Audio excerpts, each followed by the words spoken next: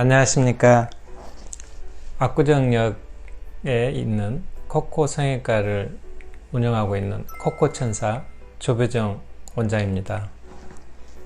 코 재수술에서 여러분들이 궁금한 사항에 대해서 조금 몇 가지 말씀드릴게요. 일단 재수술이잖아요. 그래서 코 재수술에 여러분들이 제일 많이 궁금한 것 중에 하나는 반응 구축, 또 심지어는 코가 뭐 썩는다든지 아니면 심각한 그런 부작용, 그래서 관심이 좀 많겠죠. 그리고 이제 이물질을 넣어야 하느냐 말아야 하느냐 이런 문제들, 그 다음에 재수술을 좀 잘하는 병원을 찾는 데 애로사항. 코 재수술이 조금 편하게 좀 나오는 이유는 일단 이물질을 넣어서 그렇고요.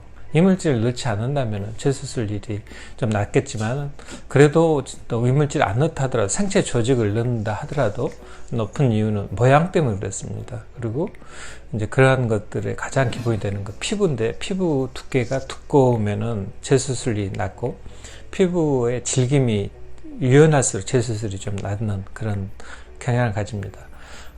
예를 들어서 같은 이제 유방 부용물을 이렇게 가슴에 넣었을 때, 물론 유방의 케이스가 일단 코입에서 절대적으로 낮으니까 그런 면에서는 좀 재수술률이 낮다 할 수 있는데, 비율적으로도 예를 들어서 100명당 예를 들어서 했을 때 코가 더 높을 수밖에 없는 것. 일단 피부가 얇아요.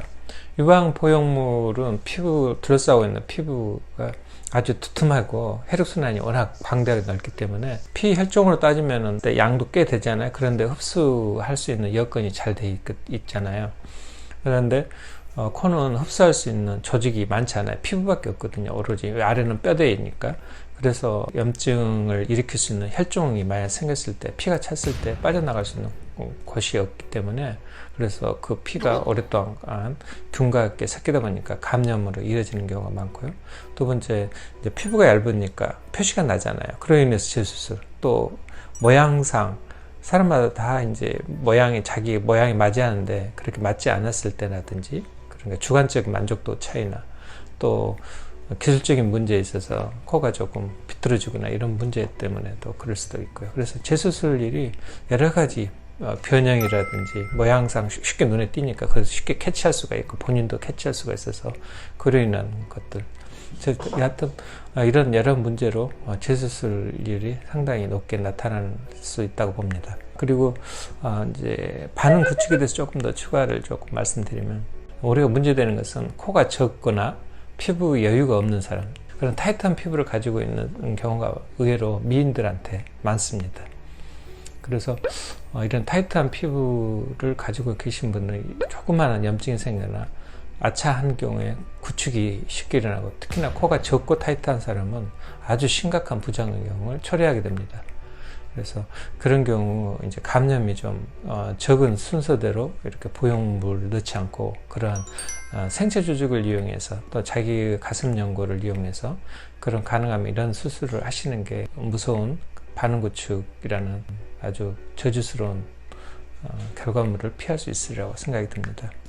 구축에 대해서 조금 더 추가를 좀 하자면, 코는 부용물을 사용하냐 사용 안 하냐에 따라서 구축의 정도가 다른데, 구축의 주 이유는 감염이 주 원인이고요. 이제 또 그렇지 않으면 이물 반응이죠. 실리콘 같은 경우는 다시 말씀드리면, 실리콘에는 항시 실리콘 막이라는 게 둘러싸인다고 여러분한테 말씀드렸죠. 이렇게 실리콘 속에 들어있거든요. 이제 실리콘 막이 속에 들어있는 거죠. 그래서 이렇게 보시면은 이렇게 실리콘 막으로 둘러싸여 있죠. 지금 보이시면. 그래서 이런 실리콘 막으로 둘러싸여 있는데, 우리 이제 포용물도 마찬가지고, 실리콘을 삽입하면은 막이 둘러싸고, 이 실리콘 막이 이렇게 압박을 하면 딱딱해져요. 그래서 가슴 포용물이 딱딱한 이유는 이게 실리콘이 딱딱해지는 게 아니고, 막이 수축해서 나중에 딱딱해지는, 이렇게 되는 거고요. 그냥 공에 바람을 많이 넣으면 축구공도 딱딱하잖아요. 이러한 똑같은 원리입니다. 그래서 콧대에 올려진 실리콘 주변으로 실리콘 캡슐이라는 막이 생기고, 이 캡슐 막이 시간이 지나면서 구축을 하는데 그게 사람마다 달라요.